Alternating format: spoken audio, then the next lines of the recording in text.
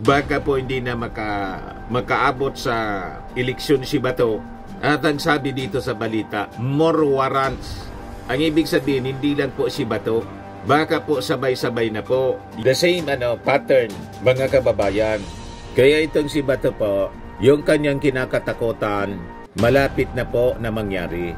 Yan sabi dito, International Criminal Court Assistant to Counsel Cristina Conti has revealed that 4 key figures in former President Rodrigo Duterte's war on drugs, notably Senator Ronald Bato de la Rosa, may be issued in the coming weeks. May pasaring. Ito yung post ni General Torre. Sabi niya, for a wise man, no explanation is necessary, but for a fool, no explanation is sufficient. Tama ito si Boying Rimulya. Duterte's ICC trouble is self-inflicted. Nagbabagang mga balita at pagtalakay sa mga isyu ng lipunan. Bulsa! Opinyon, banat at paglalantad sa katotohanan. Bulsa! What you see is what you get. You decide. Hello po mga kababayan, kumusta po kayo? Dito muna po tayo sa ating joke time. Ako pala po si Dante Maravillas, Bicolano vlogger and broadcaster. Padala po ni G. Irjas Juben ng Iloilo City. Ang titulo po ng kanyang kwentong katatawanan, Buhay Probinsya, Buhay Magsasaka. Kausap ng tatay yung kanyang anak, tinatanong, sabi ng tatay, anak, pinainom mo na ba yung kalabaw natin? Kung hindi pa, painumin mo na. Malamang uhaw na yon, uhaw na, kasi napakainit ng panahon. Sabi ng masunuring anak, opo tay, puntahan ko ngayon. After 20 minutes, bumalik yung anak. Sabi ng anak, tay, ayaw man pong uminom ng kalabaw natin. Sabi ng tatay, ha? Saan mo ba pinainom yung kalabaw natin? Sagot ng anak, sa baso po tay.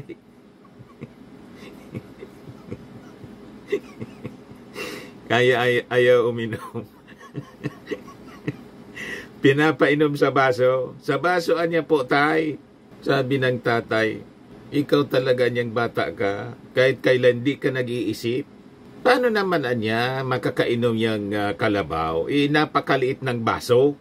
Nagpainom ka anya ng kalabaw sa baso. Di mo man siguro nilagyan ng straw.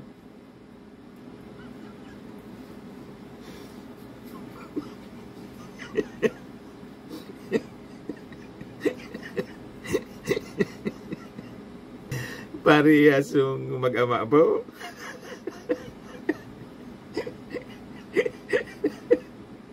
Parehas ang level ng pag-iisip, may tama.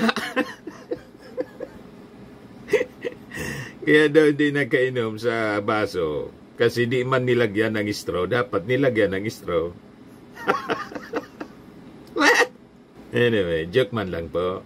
Matik na, 200 pesos. Padala mo na lang yung GCash number mo.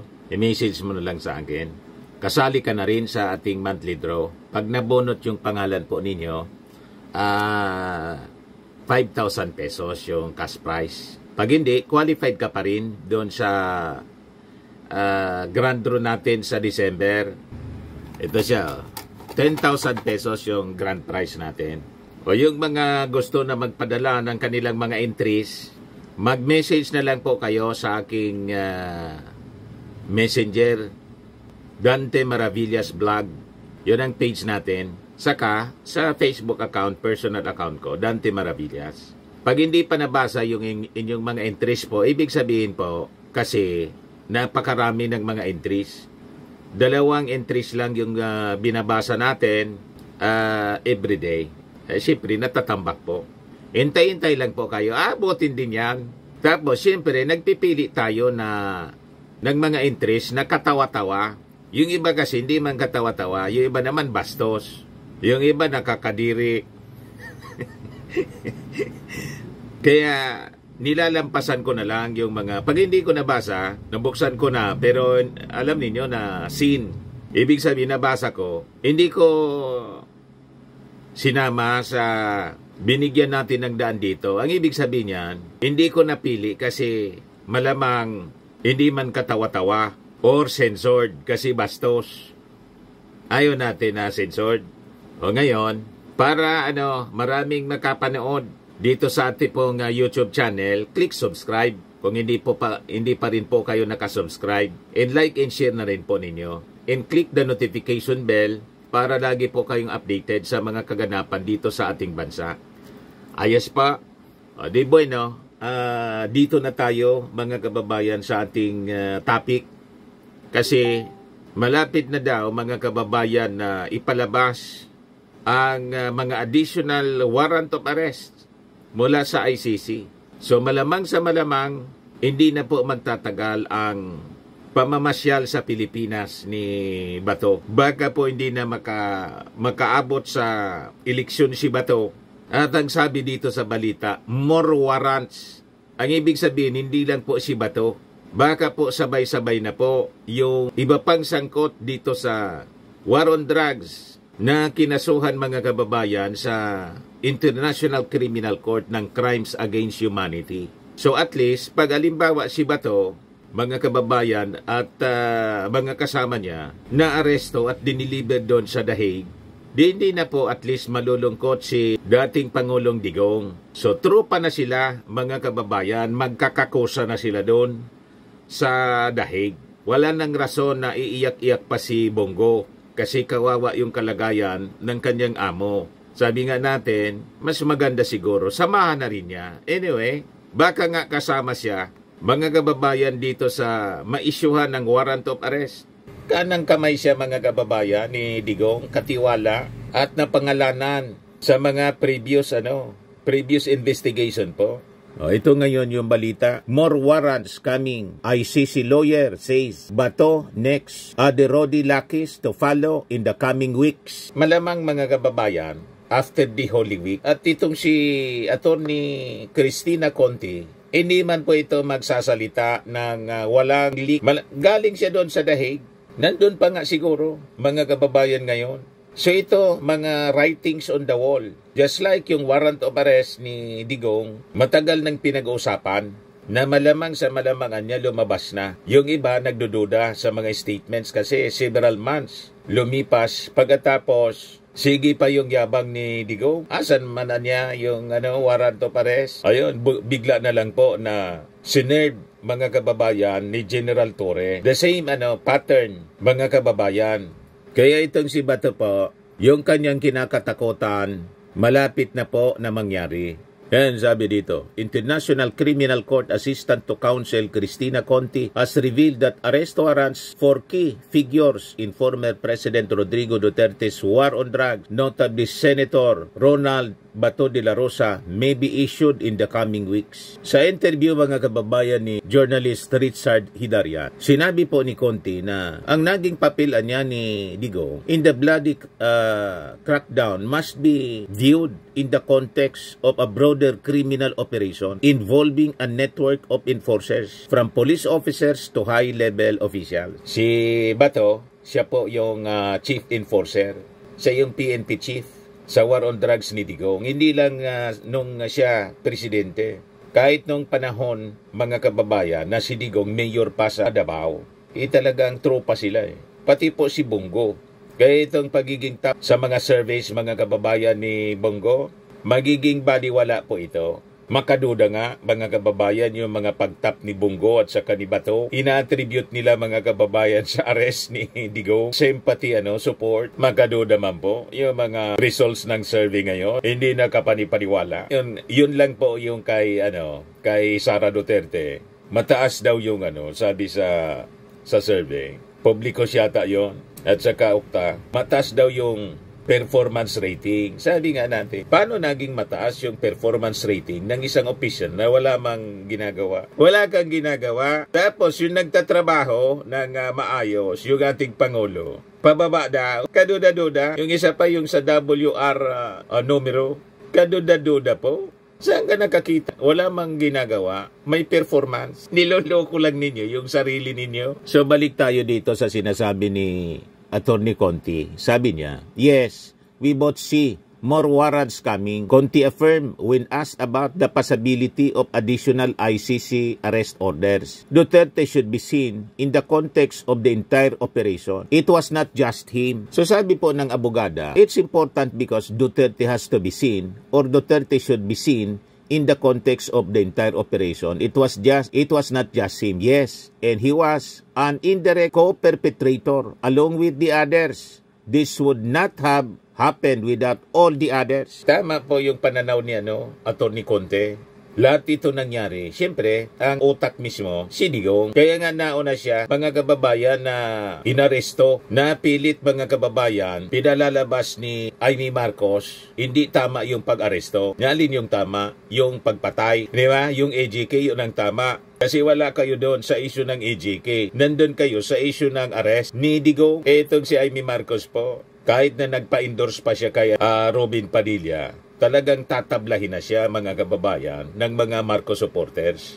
Ijajang siya. Pati ng DDS, wala man tiwala sa kanya yung mga DDS. Kaya yung endorsement ni Robin Padilla, malamang hindi man po pakinggan ng mga DDS. Pag nangyari yan, magigising na lang po si Amy Marcos, talo na pala siya, hindi na siya senador. At hindi na siya makakaulit pa na makaupo bilang senador o any national position. And possibly, babalik na lang siya doon sa Ilocos Norte para tumakbo sa local position. Pwede siya doon at pwede pa siyang isupport ng mga Ilocano. Pero ang dami nating mga tagapanood na Ilocano, offended kasi sila sa ginagawa ni Amy Marcos sa kanyang kapatid, kay Pangulong Bongbong Marcos. Kung bakit naging mas matimbang pa kay Amy yung mga Duterte, si Sara, si Digong, kaysa sa kanyang sariling pamilya. Yun ang hindi maintindihan, mga kababayan, ng mga Marcos supporters. Kasi sila sumusuport sa Marcos, yung isang Marcos hindi sumusuport sa kapwa Marcos. So, di ba, nakakalito ang ganon? Kapatid mo, Pangulo, hindi mo sinusuport.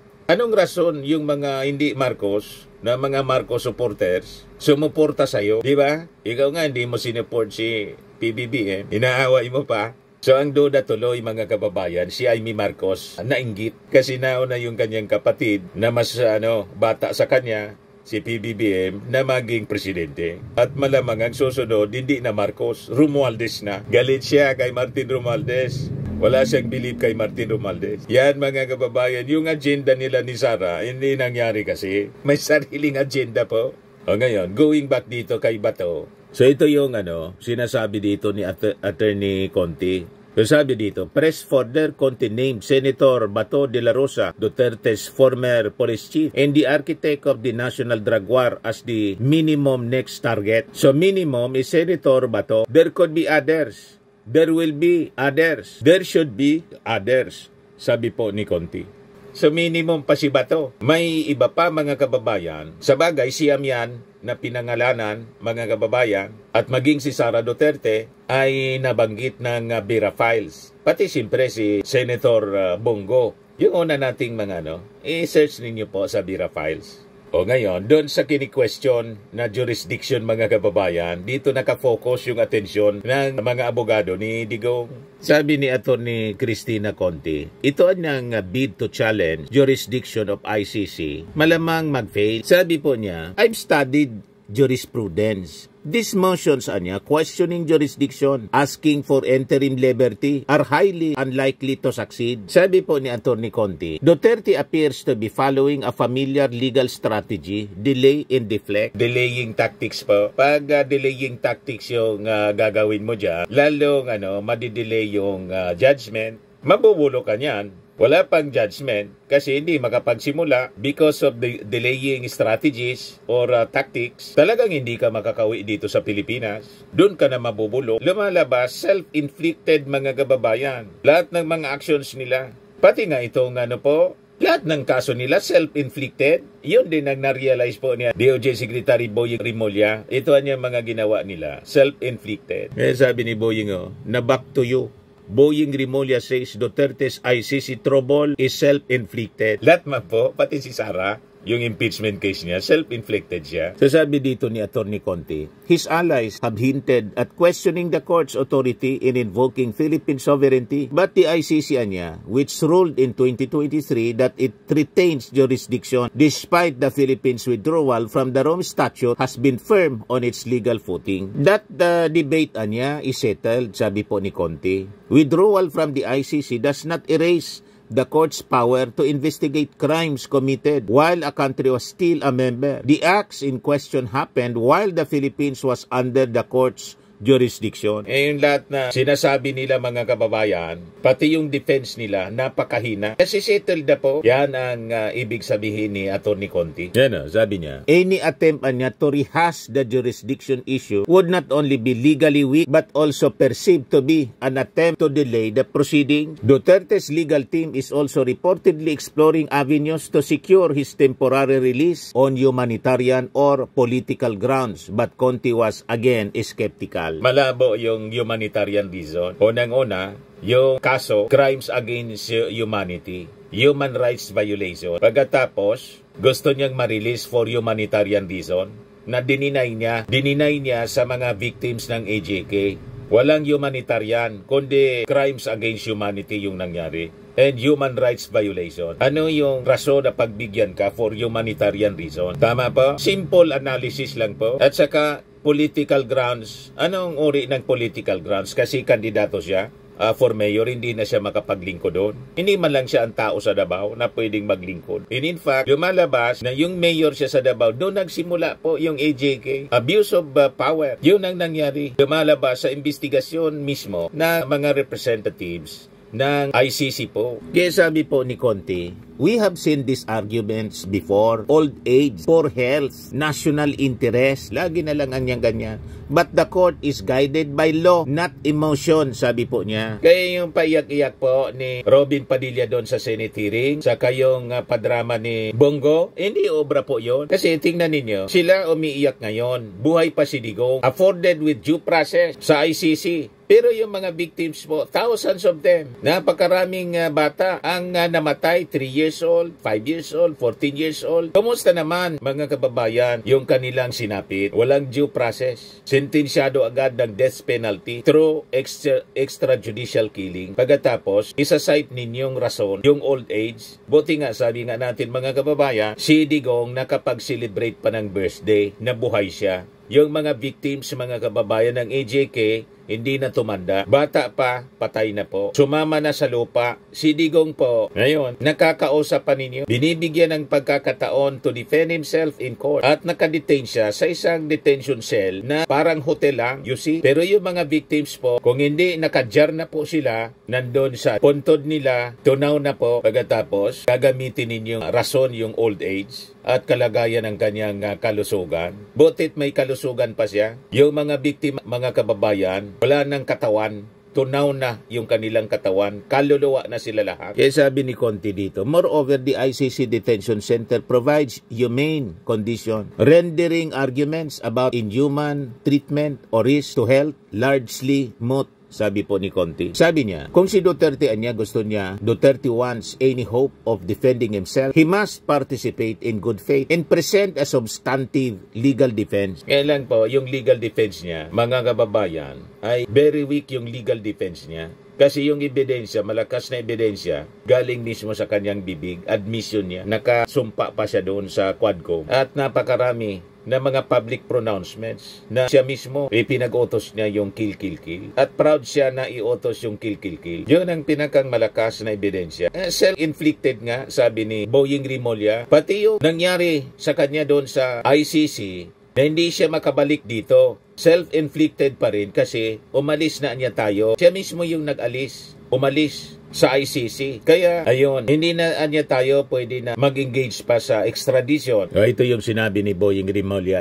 Share ko sa inyo po. Sabi niya dyan, DOJ Secretary Rimulya said it was the ongoing of former President Rodrigo Duterte why the latter was arrested and surrendered to The Hague for his crimes against humanity case over his bloody war on drugs. Remulla blamed the Duterte camp for being ill-prepared in its legal preparation as he attended the resumption of the Senate Foreign Relations probe on Duterte's turnover to the International Criminal Court. Sabi po ni Boying, Duterte camp can no longer invoke his rights under the Rome Statute because Duterte, when he was president, withdrew from the ICC founding treaty to avoid an investigation. Unfortunately, for Duterte, the ICC proceeded with its investigation over crimes committed when the Philippines was still a state party. Kung tayo po ay member ng ICC, kailangan po ng judicial proceedings. Hindi na po tayo member ng ICC. Kung miyembro po tayo ng ICC, nakatulong sana kay Presidente Duterte na hindi po siya ililipad, pero siya po mismo ang nag-atras ng ating membership. Yung gamot sana, yun ang naging problema. Kita ninyo?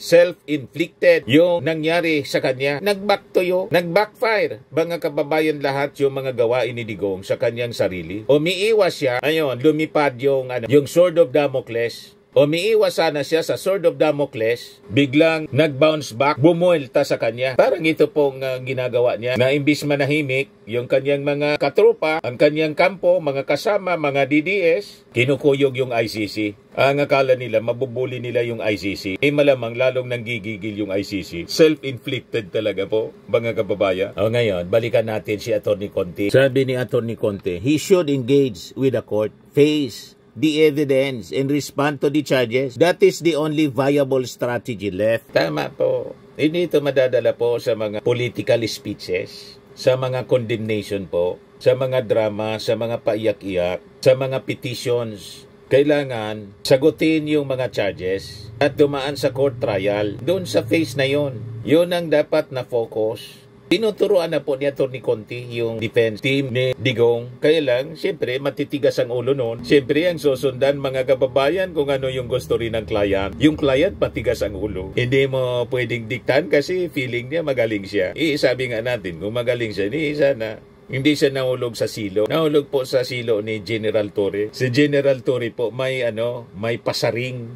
Ito yung post ni General Torre. Sabi niya, for a wise man, no explanation is necessary, but for a fool, no explanation is sufficient. Ano niya yun, Mr. Maravilla? Saan patama yun? Ako, sa tingin ko, patama ito doon sa nagsasagawa ng Senate investigation na hindi na makontento sa paliwanag ng PNP. Ano pa man yung paliwanag ang kailangan ninyo? Patama ito kay Amy Marcos, madaling sabi, idirekta na natin. Patama ito kay Bato, kay Bongo, kay Alan Peter Cayetano. Patama sa Senado, Senate Committee, investigating the arrest ni Digong. Ibig sabihin, hindi kayo mga wise. Lalo na si Digong, nasa tingin niya, wise siya. Kung wise ka, dapat sana, after na matapos yung term mo, nanahimik ka, yan ang wise. May bago ng presidente, pagbantaan mo ba naman, na alam mong marami kang problemang kinakarap, that is foolishness. Total foolishness. Inalis mo yung protection mo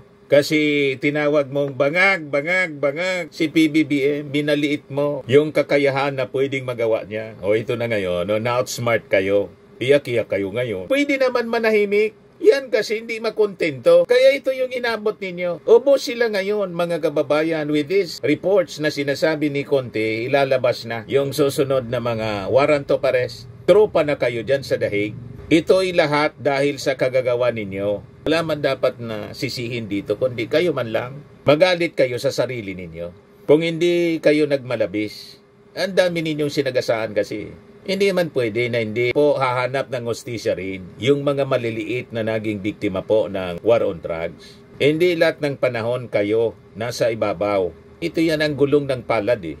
Minsan nasa ibabaw, minsan nasa ilalim. Sabi dito sa balita, the trial is expected to feature not only forensic and testimonial evidence, but also victim participation, a unique aspect of ICC proceedings. Victims can submit impact statements and in some cases, sabi po ni Conte, testify directly. Conte, who represents several victims' families, said their testimonies will be both legally and emotionally powerful. The victims are not just passive observers. citizens. They are part of this process and they will be heard. So sabi dito sa balita, although the ICC niya is a legal institution, Conti acknowledged that a trial carries tremendous political weight. Duterte remains a polarizing figure in the Philippines. In Philippine politics, in any courtroom development is likely to spark first debate at home. But Conti warned against turning the case into a political spectacle. This is not a political trial. This is a criminal trial. It's about facts, law, and accountability. She expects Duterte's defense team to argue legal points inside the court while waging a public relations battle outside it. Yan nga po ang ginagawa. Propaganda left and right, mga kababayan. Malayo sa katotohanan yung mga pinagsasabi. Ang itinuturo, mga kababayan, yung ating Pangulong Bongbong Marcos kung bakit siya naaresto.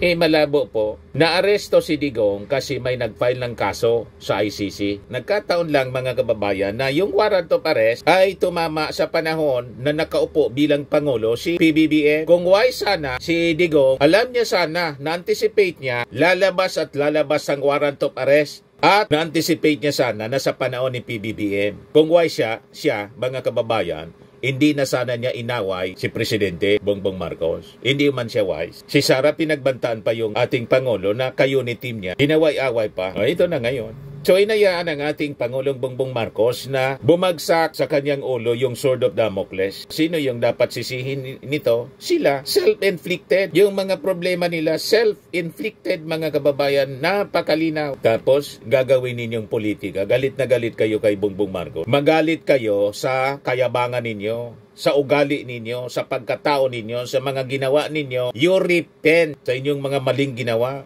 Magbagong buhay kayo kung gusto ninyong maayos pa ang buhay ninyo. Kaya lang, sa tigas ng ulo ninyo, malabo na mangyari. So, talagang kailangan may isang institusyon na didisiplina po sa inyo. Yan ang katotohanan niyan. Kasi hindi ninyo kayang disiplinahin yung sarili ninyo. Sumobra, madaling sabi. Sabi rito, Conti anticipates a long meticulous process. There will be emotions, delays, and emotional highs and lows. But justice is a marathon, not a sprint. For now, Conti urges patience and vigilance. The ICC, sabi niya, the ICC system works when we hold it accountable too. But more than anything, we must remember who this trial is really for. The victims, the families, and the silence. Ito yung dapat maintindihan ng mga tao. Nakaligtaan ng mga tao na kaya si Digong is facing trial kasi may mga biktima. Kung walang na biktima, walang trial sa kanya. Tama ba? May mga namatay. Napakarami ang namatay. At proud siya na i-declare na napakarami siya na EJK. Ano yung ikinasasakit ng loob ninyo, mga DDS? Ready daw siya na mabulok. Pati sa impyerno daw. Ready siya mapunta sa impyerno yung kanyang kaluluwa. So, anong kinasasakit ng loob ninyo, mga DDS? Na willing siya pati sa impyerno mapunta. Madaling sabi, ang lahat na nangyayari sa kanya, choice niya to. Pinili niya na mangyari sa kanya. Tama ito si Boying Rimulya. Duterte's ICC trouble is self-inflicted. Pati kay Sara Duterte, yung impeachment niya, self-inflicted niya. Kaya siya na-impeach. Naintindihan na ninyo, mga DDS na galit sa akin. Magalit kayo sa ugali ninyo. Magalit kayo sa sarili ninyo, sa leader ninyo na hindi mapagsabihan. Pari-parehas kasi kayo. Hindi nakikinig sa sound advice. Hanggang ngayon, tingnan ninyo yung mga DDS vloggers. Walang tigil sa paninira po, sa pagyayabang. Susunod na kayo po sa hahabulin ng NBI. Pag inabol kayo ng NBI at nakulong kayo, iiyak-iyak kayo. Tulad ng mga tinatawag po sa TRICOM. Iyakan doon yung mga DDS vlogger. Naman po, Firmax Firming and Lifting Cream, pinapahid po sa mga pulses in affected area. Mainam po sa paninigas ng mga kaso-kasuan. Ito naman po, Automax Radiant Serum. Sa mukha naman yung application, anti-aging po siya. You will look 10 years younger than your age. Sa mga cancer patients naman po, baka lang gusto ninyo itong itry. Nengxia Red Mix Fruit Drink. Hindi mo po siya gamot, food supplement siya. Kaya lang, gawa siya mga kababayan sa goji berry. Yung goji berry, may anti-cancer properties. O ngayon, yung mga inquiries ninyo, dumiritso na lang kayo sa aming messenger sa Facebook para masagot namin agad. Ayos pa? Ayos na ayos niya, Mr. Maravilla. At sa mga naghanap po ng malinis and spacious fitness gym, pumunta lang po kayo sa aming Colossal Fitness Gym. May Grab car rental din po kami. Ito naman po yung bago naming product na binibenta online. Eye Glow Serum, whitening po siya. Tingnan ninyo yung epekto sa aking anak na architect before and now. Yung mga inquiries po ninyo, dumiretso na lang kayo sa kanyang Facebook account, Riz Maravillas.